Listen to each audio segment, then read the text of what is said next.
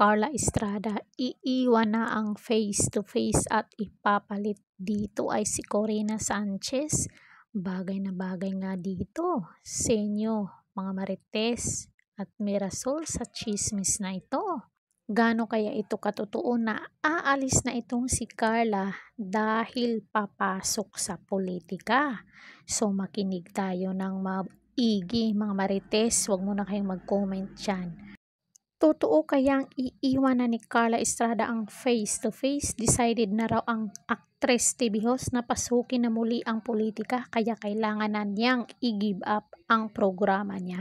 At tamang-tama naman, tapos na rin daw ang kontrata niya sa naturang programa ng TV5. May nasagap tayong balita na kaya daw aalis itong si Carla Estrada dahil tatakbo itong mayor sa bayan ng Leyte.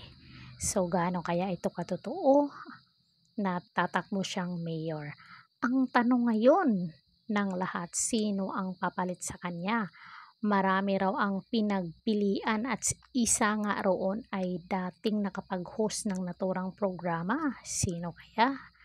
Pero ang napili raw ay ang kilalang broadcaster. Tinanggap daw nitong broadcaster ang offer ng TV5.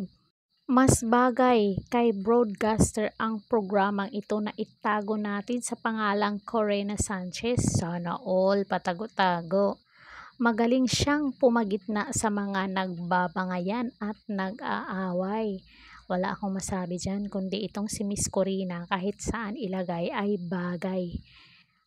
Pwera lang sa pag-aarte kasi parang hindi pa natin siya nakitang umarte sa TV. Ang sa kanya kasi broadcasting, diba, rated K, nag-i-interview siya ng mga artista, politician, yun yung bagay sa kanya.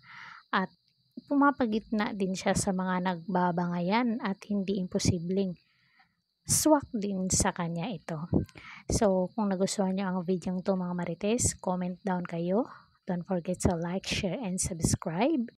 Caridad Official TV para updated kayo palagi dito sa aking mga chika sa showbiz.